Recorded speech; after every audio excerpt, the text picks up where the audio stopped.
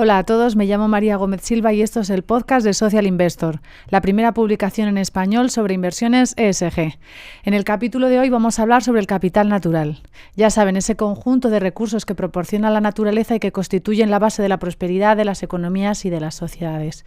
Pues bien, ese capital natural se está reduciendo por la acción de los seres humanos y en este podcast nos vamos a preguntar si invertir en él es una manera de protegerlo.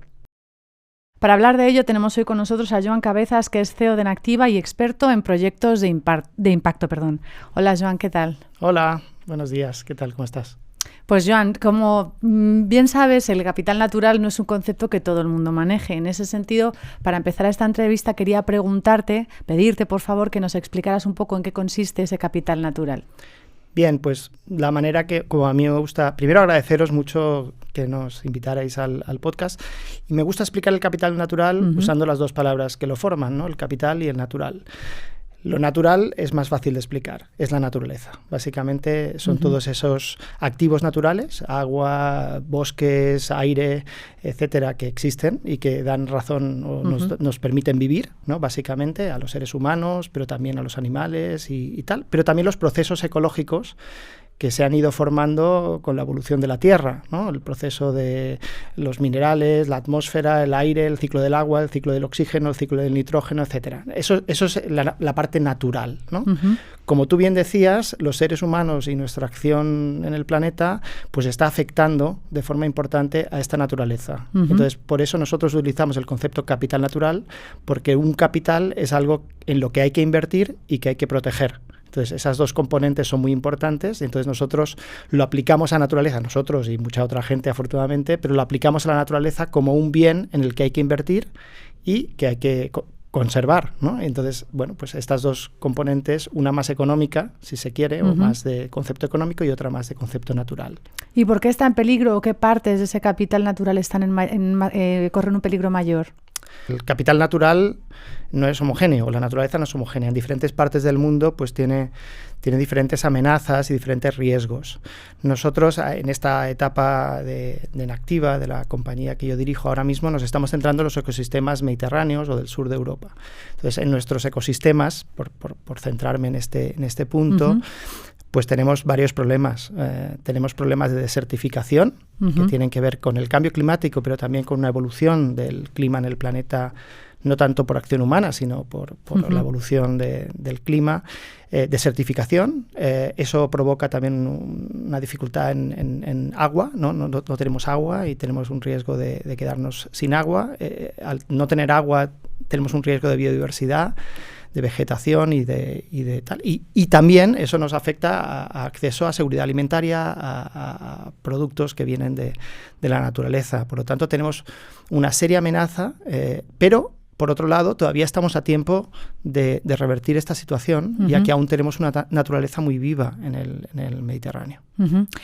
Tengo entendido que se han dado pasos para proteger el capital natural a nivel global, a nivel instituciones. ¿Qué pasos se han dado?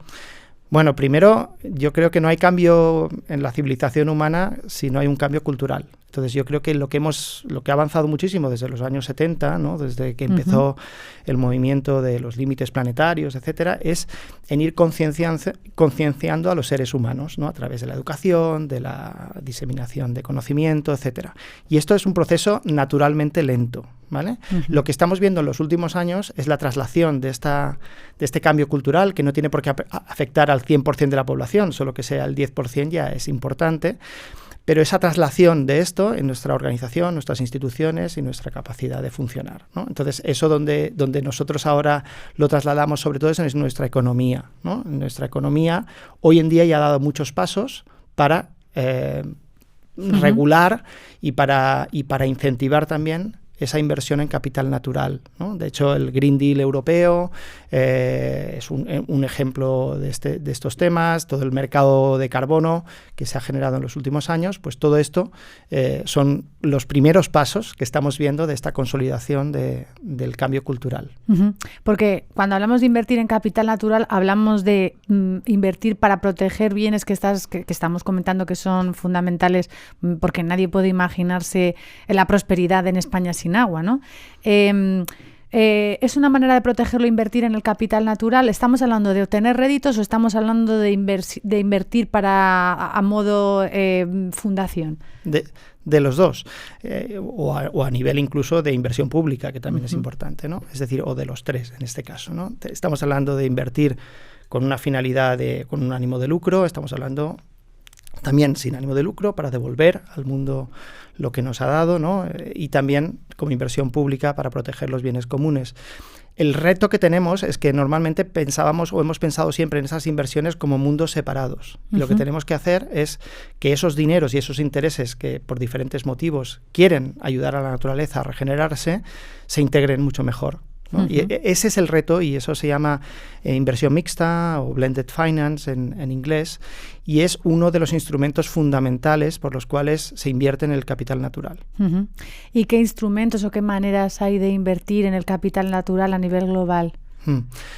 Bien, hay diferentes formas de canalizar inversión que se parecen mucho a las que ya conocemos, ¿no? Es decir, hay cada vez más emprendedores que están promoviendo tecnologías que ayudan a proteger, a conservar y a regenerar el capital natural. En el mundo agro, en el mundo de los bosques, en el mundo de los ríos, en los mares, en la regeneración de biodiversidad en múltiples ámbitos del capital natural. Estos emprendedores necesitan capital riesgo, ¿no? Private equity, que es algo que ya conocemos. Entonces, este sector, el sector de la naturaleza, el sector de tecnología aplicada a la naturaleza, pues es una forma de inversión que cada vez está creciendo más. Cada vez se crean más fondos de private equity o de capital riesgo enfocados a inversiones de este tipo. Otro tipo de inversión es la inversión inmobiliaria, podríamos decir, ¿no? La inversión en bienes raíces. Hoy en día mucha gente está viendo que al valorizar mucho más el capital natural, los bosques, la naturaleza en general, tener propiedades en la naturaleza puede tener mucho más valor. Antes, pues las propiedades de un bosque, por ejemplo, nos daban madera, biomasa, pero no daban mucho rendimiento, ¿no? Pero si empezamos a valorar el carbono que está absorbiendo, el agua que retiene, la biodiversidad que genera, y va a haber inversión y va a haber gente que va a pagar por esos servicios ecosistémicos que nos da un bosque, hay gente que está invirtiendo en el capital natural como una inversión paciente, una inversión inmobiliaria. ¿Te refieres a luego empresas que puedan comprar ¿no? tener ese bosque para reducir su huella de carbono? Sí. Las empresas lo que pueden hacer es comprar los servicios ecosistémicos, las toneladas de carbono que ese bosque secuestra. Pero ¿a quién se lo pagan? Se lo pagan al propietario forestal. Entonces, hay una manera de invertir en el capital natural que es como propietarios por ejemplo, parques agrarios, de bosques de ribera, o de bosques en las sierras, etcétera, ¿no? Esta es otra forma de invertir. Otra forma de invertir en el capital natural es a través de estructuras de deuda, o sea, financiando grandes proyectos de transformación o de conservación. Por ejemplo, si hay que conservar un gran parque natural que va a proveer de servicios de turismo, va a proveer de servicios de ecosistémicos, etcétera, pues puede haber alguien que lo financie a través de una estructura de deuda de largo plazo, de un bono de largo plazo, un bono verde, un bono azul, igualmente con las costas, y alguien pone su dinero allí y obtiene un retorno cada año paciente del 4, del 5%, pero para toda la vida, ¿no? Entonces, estas estructuras de financiación de diferentes proyectos, de la compra de terrenos, etcétera, y de los emprendedores que van a transformar este sector, pues son las formas en las que estamos viendo un mayor crecimiento. ¿Y cuáles son más innovadoras entre las que estás mencionando? Yo creo que hay estructuras que nosotros llamamos los bonos verdes con participación público-privada, que son muy innovadoras. Es decir, al final, para que el capital privado entre en este tipo de estructuras, que es financiar, por ejemplo, un proyecto que gracias a esa intervención va a generar mucha más agua para las poblaciones que viven en el valle, ¿no? Y va a permitir que se vuelva a regar los campos de cultivo y que la gente tenga agua de boca para sobrevivir, ¿no? Y los animales. Ese tipo de actuaciones necesitan de una financiación grande, porque la naturaleza es grande y se necesitan grandes cantidades de dinero. Entonces, ahí lo que nosotros promovemos son estructuras mixtas donde hay un capital privado, pero hay un capital público también que aparte de poner dinero, también asegura en parte la inversión privada. Asegura en parte eso y asegura además la compra del agua que va a salir de esta intervención. Entonces, si tú tienes a alguien que asegura la compra del producto final, sea agua, madera, turismo, etcétera, y por otro lado también contribuye con dinero a esa inversión, hace que la rentabilidad que tú le puedes ofrecer a un privado pues sea atractiva y además está bastante asegurada por parte de un partner público, ¿no? Uh-huh. Este tipo de estructuras son muy innovadoras, la hemos visto también en aspectos sociales, ¿no? en los Development Impact Bonds, etcétera, y ahora se están generalizando más para grandes inversiones en el terreno uh-huh. del capital natural. No sé si nos podrías hablar de algún ejemplo aquí en España y de qué rentabilidades se pueden obtener. Bueno, a ver, este es un sector, primero quiero dejar muy claro que es un sector emergente, ¿no? Uh-huh. Entonces, uno cuando habla de invertir en edificios en el centro de Madrid, pues tiene una historia de 200, 300 años, etcétera, y tenemos muchos datos, ¿no? Como para poder hacer previsiones. Uh-huh. Entonces, yo lo que os puedo decir es que os voy a dar algunos ejemplos y todavía son muy incipientes, uh-huh. ¿vale? En general, cuando estamos hablando de estas inversiones pacientes, es decir, uno pone el dinero en un fondo que va a invertir normalmente en estructuras de deuda, en estructuras que financian este tipo de intervención de conservación o de regeneración de paisajes, estamos hablando de unas rentabilidades de un 5, máximo un 10%. Son como bonos, como una inversión a renta fija de largo plazo, donde el inversor lo que quiere es tener un cupón anual que va recuperando, ¿vale? Uh-huh. Esto es lo que podemos decir actualmente. Ahora, en private equity, en estas estructuras de deuda. En el private equity en España, pues se están constituyendo algunos fondos que sobre todo empiezan a invertir en temas agrícolas, por ejemplo. Yeah. Y en este caso el retorno a la inversión, pues como en cualquier startup, si aciertas en la tecnología, pues puede ser muy grande, ¿eh? Uh-huh. Si aciertas en tecnologías que se generalizan, pues por ejemplo en olivos, en olivares, en agricultura regenerativa en olivares, que se está haciendo mucho en España, en viña, ¿no? Pues si trabajamos con los cultivos que más aceptación tienen en España y ahí hacemos propuestas que mejoran el estado del suelo, los servicios ecosistémicos, podemos cultivar otros cultivos en las mismas hectáreas, uh-huh. pues eso va a dar muchísimo resultado, rentabilidad para los propietarios y para los explotadores de las fincas agrícolas y por lo tanto esto dará mucho potencial upside a los inversores en capital riesgo, por ejemplo. Uh-huh.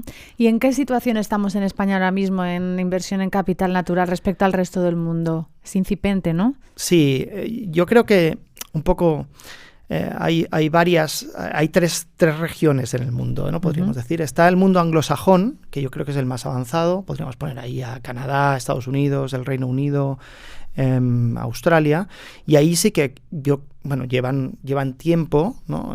Regulando, incentivando la inversión en el capital natural, esta experiencia de colaboración público-privada, a pesar de que pensemos que Europa es el centro del mundo en esto, el mundo anglosajón tiene mucha más experiencia de colaboración público-privada. Entonces, en esa parte del mundo está muy avanzado, existen fondos específicos para bosques, para agricultura regenerativa, para ríos, para remover las barreras de los ríos, para biodiversidad específica de paisajes. O sea, ya hay fondos incluso especializados en diferentes tipologías, ¿no? En remover la barrera de los ríos, ¿y qué rentabilidad se puede sacar eso desde el inversor privado? O sea, público veo la rentabilidad evidente de naturalizar el curso de los ríos, que tiene un beneficio. Claro, si el agua está mucho más viva, sí. Cuando luego el agua entra en el proceso de potabilización para que la podamos beber, el proceso que se tiene que hacer es mucho más barato, uh-huh. Hay muchos menos temas químicos, menos cloro, claro, muchos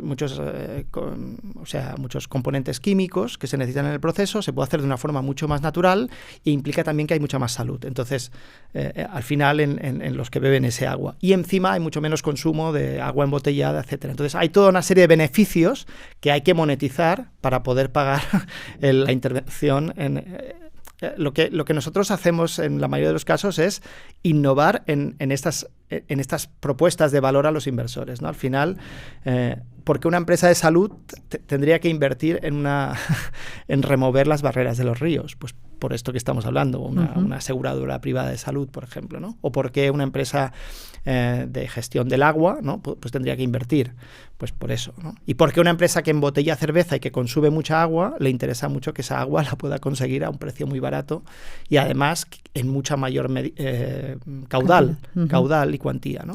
Entonces, ese es el tipo de cosas que nosotros hacemos. He perdido el hilo.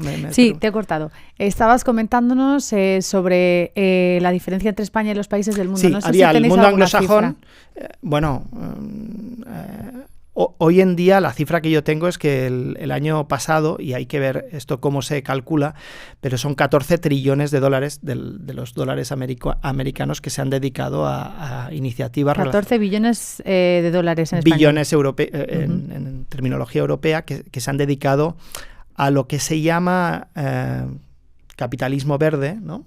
Que incluye la transición ecológica, la economía circular y el capital natural. Entonces, aún no está del todo claro porque hay muchas interacciones entre estos segmentos, pero dinero está. Ahora, ¿qué porcentaje viene del mundo anglosajón? Pues te diría que la gran mayoría. Pero también te digo, la verdad, de cualquier tipo de inversión, la mayoría hoy todavía en activos inmobiliarios, etcétera, viene de este mundo. Luego hay otra parte que es el mundo emergente. El mundo emergente, hay mucho dinero en esto, en el Oriente Medio, una gran estrategia de diversificación hacia tecnología, hacia capitalismo verde. China es uno de los principales inversores del mundo, Indonesia, grandes países, incluso en algunos Sudáfrica, ¿no? El mundo emergente, hay mucho dinero para esto. Sus economías dependen mucho del capital natural y, por lo tanto, hay mucho dinero invirtiendo. Y el tercer bloque, voy rápido, sería Europa, ¿no? Yo creo que en Europa hay un liderazgo de lo público. Hay una gran expectativa en la Unión, o la gente está esperando a que la Unión Europea dé pasos, tanto a nivel de regulación, seguridad jurídica, de compliance en las empresas, ¿no? De exigencias, para poder entonces estructurar vehículos financieros. Entonces vamos un poco más retrasados y eso es preocupante, porque yo creo que aquí la conciencia es mucho mayor de la ciudadanía, nuestro capital natural todavía tiene mucha diversidad, tenemos un estado del bienestar que nos permite poder invertir en esto y en cambio quizá el sector inversor está un poco rezagado. Y eso es un poco preocupante. Y por último, quería preguntarte qué obstáculos tiene la inversión en el capital natural en España, en Europa. Bueno, yo creo que la aversión al riesgo de los inversores es una de las principales. Y también la falta de visión innovadora, ¿no? Yo creo que si le preguntamos a cualquier inversor, ¿no?, dónde va a estar en las grandes rentabilidades de los próximos 10, 15 años, te va a decir, hombre, en lo digital seguro, en la inteligencia artificial, en todo esto, ¿no? Yo creo que es una visión un poco corta. Yo creo que el mundo tiene hoy en día dos tipos de revolución que están simultáneamente pasando. Una es la digital, y que no hace falta explicarla mucho. La otra es la orgánica, la que yo digo de la vida, ¿no? Y esta rentabilidad de la vida es mucho más lenta, no es tan atractiva quizá al principio, pero es mucho más segura. Es de largo plazo. Estamos hablando de alimentos, estamos hablando de agua, estamos hablando de aire que respiramos, estamos hablando de nuestros bosques, de nuestra salud, porque no es solo salud fisiológica, sino también mental. Y eso, a la larga, es la mejor demanda, ¿no?, para tus productos. O sea, si tú estás invertido en este tipo de productos y servicios, lo digital irá cambiando. Y de Google pasaré a inteligencia artificial, que no sabemos otra empresa cuál será la que reinará en este mundo. Pero, en cambio, si estás invertido en proyectos o en terrenos o en actividades relacionadas con la naturaleza, es una inversión mucho más segura a largo plazo. Entonces, yo creo que esa barrera, ¿no?, de pensar que esto es muy arriesgado o que todavía es muy innovador, bueno, yo creo que es la que tenemos que vencer lo antes posible. Muy bien, Joan, pues muchísimas gracias por habernos acompañado en este podcast dedicado al capital natural. Bueno, pues muchas gracias a vosotros y enhorabuena por vuestro podcast. Pues muchas gracias a ustedes también por acompañarnos y recuerden que pueden seguir la actualidad socialmente responsable en Social Investor. Hasta pronto.